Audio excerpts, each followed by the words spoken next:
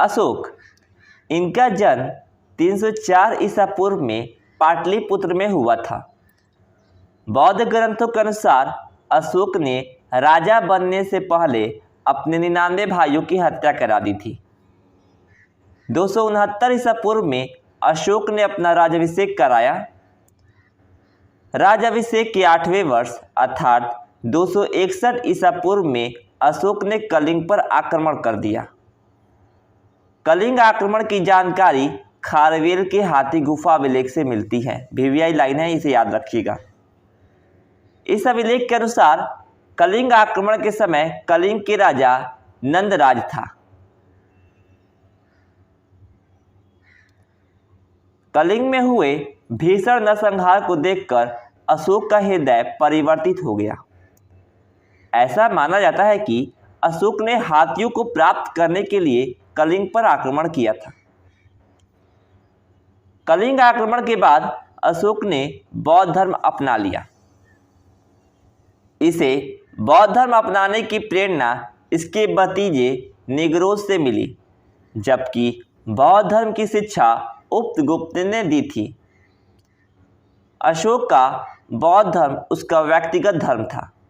उसने कभी भी बौद्ध धर्म का राजकीय धर्म घोषित नहीं किया, किंतु अशोक बौद्ध धर्म को संरक्षण देता था।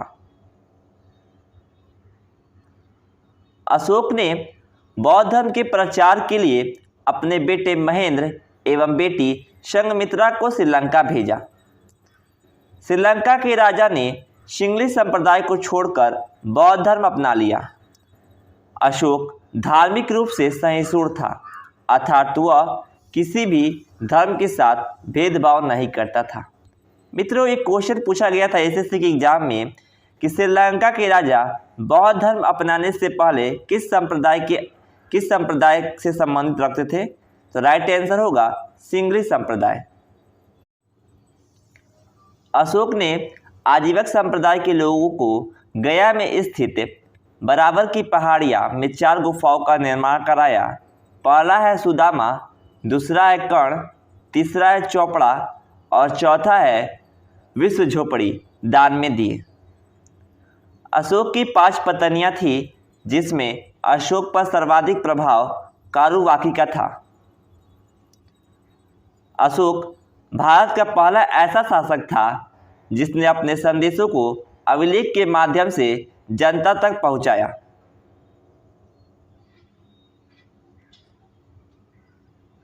अशोक को अभिलेख लिखने की प्रेरणा इराक के राजा डेरियस से मिली थी। अशोक के अभिलेखों की भाषा जो थी प्राकृतिक थी, जिसमें 4 लिपियों में लिखा गया था। ब्राही लिपि यह भारत से मिली है। खरोष्टी यह पाकिस्तान से मिली है। जो खरोष्टी लिपि में जो लिखा गया है शिलालेख अभिलेख, वह पाकिस्तान से मिली है। अरमाइक लिपि यह अफगानिस्तान से मिली है और ग्रीक लिपि यह अफगानिस्तान के उत्तरी सीमा से मिली है। अशोक के अभिलेख पढ़ने की सफलता पहली बार 1837 ईस्वी में जेम्स प्रिंसेप को मिली थी। जेम्स प्रिंसेप को 1837 ईस्वी में अशोक के अभिलेख पढ़ने की सफलता पहली बार मिली थी। अशोक ने अपने अधिकतर अभिलेखों में अपना नाम देवनाम प्रियदर्शी यानी देवताओं का पसंद लिखा है। मध्य प्रदेश के गुर्जरा तथा कर्नाटक की मस्की, नेद्रा तथा उद्गोलना अभिलेख में अशोक का स्पष्ट नाम अशोक मिलता है। भाबरू अभिलेख राजस्थान के भाबरू अभिलेख में अशोक ने खुद को मगध का सम्राट बताया है। तो क्वेश्चन पूछ सकता है अशोक ने खुद को सम्राट किस अभिलेख में बताया है? तो राइट आंसर होगा भाबरू अभिलेख। भाबरू अभिलेख में इसने बौद्ध धर्म के 3 रत्न बुद्ध, धम्म और संघ यहाँ शंभु नहीं होगा, संघ होगा। आगे चलते हैं अशोक के लघु शिलालेख, लघु अभिलेख। तो अशोक के 7 लघु अभिलेख हैं जो इस प्रकार हैं। पहला है हमारा रोमनदई अभिलेख, यह अफगानिस्तान के कंधार से मिला है जो अरमाइक लिपि में लिखा गया है। यह सबसे छोटा अभिलेख है। यह एकमात्र अभिलेख है जिसमें अशोक ने प्रशासनिक चर्चा न कर आर्थिक क्रियाकलाप की चर्चा की है। नेक्स्ट है हमारा कौशाम्बी अभिलेख, यूपी। इसमें अशोक ने अपनी पत्नी कारिवाकी के द्वारा दिए गए दान की चर्चा है, अतः इसे रानी का अभिलेख भी कहते हैं। अकबर ने इसे इलाहाबाद स्थापित कर दिया था। टोपड़ा अभिलेख, हरियाणा, फिरोज शाह तुगलक ने इसे दिल्ली के तुगलकाबाद में स्थापित कराया था। मेरठ अभिलेख जो कि यूपी में है, फिरोज शाह तुगलक ने इसे दिल्ली के तुगलकाबाद में स्थापित कराया था। रामपुरवा अभिलेख, यह बिहार के चंपारण में है। लौरिया नंदनगढ़ अभिलेख, यह भी बिहार के चंपारण में है। और लौरिया अरेराज, यह भी बिहार के चंपारण में है। अशोक के चतुर्थ अभिलेख, पहला शिलालेख क्या है, प्रथम शिलालेख क्या है? इसमें अहिंसा पर बल दिया गया है और पशु बलि पर रोक लगाया गया है। अशोक का द्वितीय शिलालेख, इसमें पशु की चिकित्सा की चर्चा है, साथ ही दक्षिण भारतीय राज्य जैसे चेर, पांडव, श्रीलंका, केरल पुत्र, सत्यपुत्र की चर्चा है, किंतु चोल वंश की चर्चा नहीं है। तृतीय शिलालेख, इसमें अशोक ने 3 अधिकारी, राजुक, युक्तक तथा प्रदेशक की चर्चा है जो धर्म के प्रचार के लिए थे। चतुर्थ शिलालेख, इसमें भेरी घोष यानी युद्ध के स्थान पर धम्म घोष यानी बौद्ध की नीति की चर्चा है। पांचवा शिलालेख में क्या बताया गया है? इसमें धम्म महामात्र नामक अधिकारी की चर्चा है जो धार्मिक जीवन की देखरेख करता है। छठा शिलालेख में बताया गया है, इसमें अशोक ने कहा है कि मेरा अधिकारी जन कल्याण के लिए जब चाहे मुझसे मिल सकता है। सातवां अभिलेख, इसमें अशोक ने विभिन्न धर्मों के आपसी समन्वय की बात कही है। यह सबसे बड़ा शिलालेख है। तो क्वेश्चन पूछता है कि अशोक का सबसे बड़ा शिलालेख कौन सा है? तो सातवां शिलालेख अशोक का सबसे बड़ा शिलालेख है। आठवां शिलालेख, इसमें अशोक ने धम्म यात्रा की चर्चा है जो इसके राज्याभिषेक के 8वें वर्ष प्रारंभ होती है। राज्याभिषेक के 10वें वर्ष गया और राज्याभिषेक के 20वें वर्ष लुम्बिनी।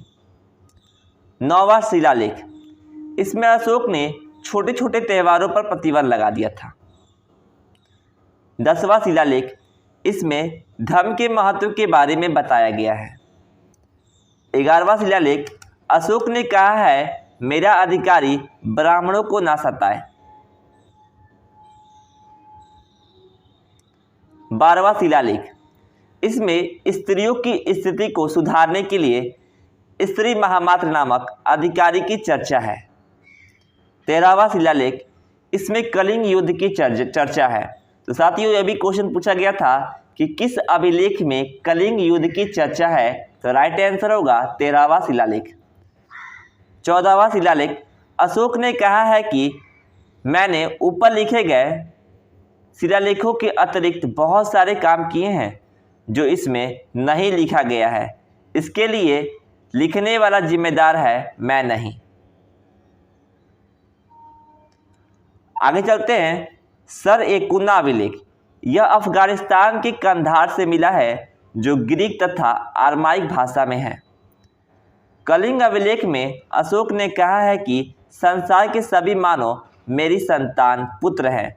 मैं एक माँ की भांति उसके सांसारिक तथा परलौकिक जीवन की कामना करता हूँ।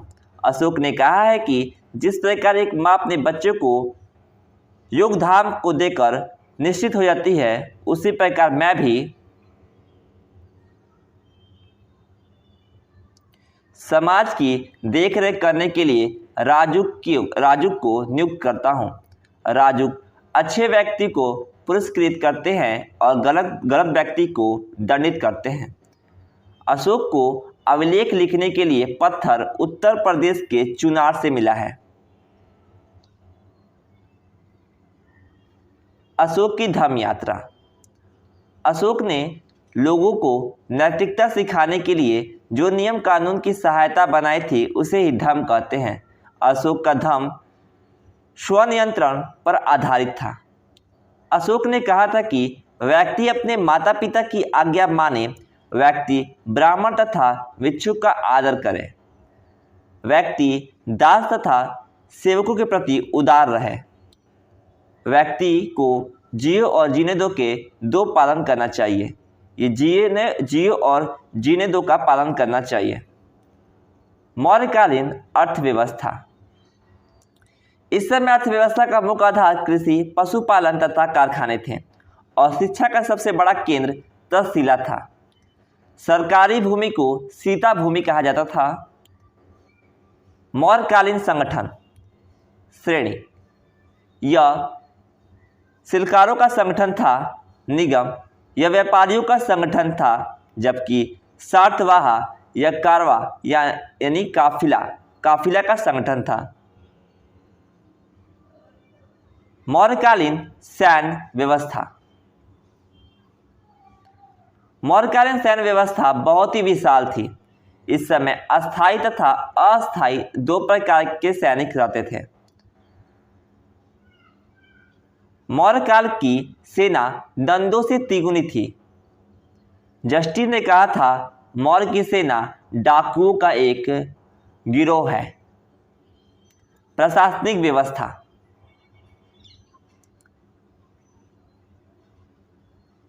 मौर्यकालीन प्रशासनिक एक केंद्रीकृत शासन था। राजाओं को सलाह देने के लिए मंत्री परिषद होती थी। उच्च अधिकारियों को तीर्थ या महामात्र कहा जाता था, जिसकी संख्या 18 थी। प्रशासनिक अधिकारियों को अध्यक्ष कहा जाता था, इनकी संख्या 26 थी।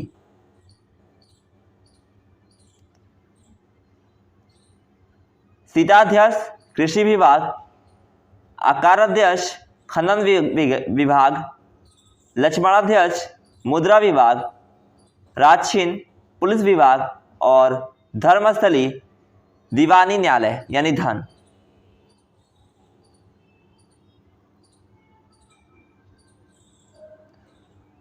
कंटक शोध फौजदारी न्यायालय। गुण पुरुष गुप्तचर संस्था, अस्थायी गुप्तचर संचार, चलयमान गुप्तचर आंतरिक, जंगल का अधिकारी और समाहर्ता टैक्स या कर लेने वाला सन्निधाता कोषाध्यक्ष। मौर्यकालीन वास्तुकला। मौर्यकाल में लकड़ी के भवन हुआ करते थे, जो वर्तमान में पटना के कुम्हर से मिले हैं। मौर्यकाल में पत्थर के कुशल कारीगर होते थे। अशोक ने मध्य प्रदेश में सांची के स्तूप को बनवाया, जो सबसे बड़ा स्तूप है। अशोक ने यूपी के सारनाथ में अशोक स्तंभ बनवाया, जिस पर 4 पत्थर के शेर को एक ही जगह रखा गया, जो अहिंसा के सूचक है। यह भारत का राष्ट्रीय चिन्ह भी है। मौर्य काल में पत्थर की बनी सबसे महत्वपूर्ण कलाकृति पटना के दीदारगंज से मिला है। यह एक दक्षिणी की मूर्ति है। अशोक के अभिलेख विभिन्न क्षेत्रों से मिले हैं, किंतु पाटलिपुत्र से एक भी शिलालेख यानी एक भी जो अभिलेख है नहीं मिला है। अशोक का सामाजिक जीवन। अशोक ने बौद्ध धर्म को अपना लिया, किंतु यह दूसरे धर्म का भी आदर करता था। हिंदू धर्म त्यागने के बाद भी अशोक ने अपने नाम के साथ देवनाम प्रियदर्शी जोड़ा, जो संस्कृत का भाषा है। अशोक ने 11वें शिलालेख में आदेश दिया कि ब्राह्मणों को कोई न सताए। अशोक ने आजीवक संप्रदाय के भक्तों के लिए 4 गुफा का निर्माण कराया था। अशोक ने पशु बलि पर पूर्णतः प्रतिबंध लगा दिया, यज्ञ तथा कर्मकांड पर रोक लगा दिया, जिस कारण ब्राह्मणों की आय में कमी आ गई थी। प्रशासनिक ढांचा। मौर्य काल में सबसे बड़ा पद राजा का होता था। इसके नीचे युवराज होते थे। प्रांत का शासन प्रांतपति के पास होता था। विष, जिसे हम जिला कहते हैं, और विषपति के नियंत्रण में रहता था। 10 गांव का छोटा मालिक या गोप होता था, जो सबसे प्रशासन का सबसे छोटी इकाई गांव हुआ करती थी, जिसे ग्रामिक या मुखिया नियंत्रित करता था। मौर्य काल में प्रांतों की संख्या 4 थी, लेकिन अशोक के समय प्रांतों की संख्या 5 थी। पहला है हमारा उत्तरापथ, तक्षशिला, पाकिस्तान। दूसरा था हमारा दक्षिणापथ, स्वर्णगिरी, महाराष्ट्र। तीसरा है अवंती, उज्जैनी, मध्य प्रदेश। चौथा है प्राची, राजधानी पाटलिपुत्र। और लास्ट है हमारा कलिंग, इसकी राजधानी थी तौसली। नोट: श्रीलंका के राजा अशोक के उपदेशों का पालन करते थे, किंतु श्रीलंका अशोक के अधीन नहीं था। 232 ईसा पूर्व में पाटलिपुत्र में अशोक की मृत्यु हो गई। इसके बाद मगध की गद्दी पर अशोक का पुत्र कुणाल बैठा। अशोक का कोई भी उत्तराधिकारी योग्य नहीं था। मौर्य वंश का अंतिम शासक बृहद्रथ था, जो एक कमजोर एवं अयोग्य शासक था। इसके शासनकाल में कलिंग नरेश खारवेल ने कलिंग को मगध से स्वतंत्र कर लिया। बृहद्रथ का सेनापति पुष्यमित्र शुंग था, जिसने सेना के निरीक्षण के दौरान बृहद्रथ की हत्या कर दी और मौर्य वंश के स्थान पर शुंग वंश की स्थापना कर दी। मौर्य वंश के पतन का कारण: सबसे पहले अशोक की युद्ध नीति का त्यागना, अशोक का बौद्ध धर्म के प्रति अत्यधिक झुकाव होना, अशोक ने बौद्ध भिक्षुओं को इतना दान दिया कि आर्थिक संकट उत्पन्न हो गया। और चौथा, पतन का सबसे बड़ा कारण अशोक के उत्तराधिकारी का अयोग्य होना था।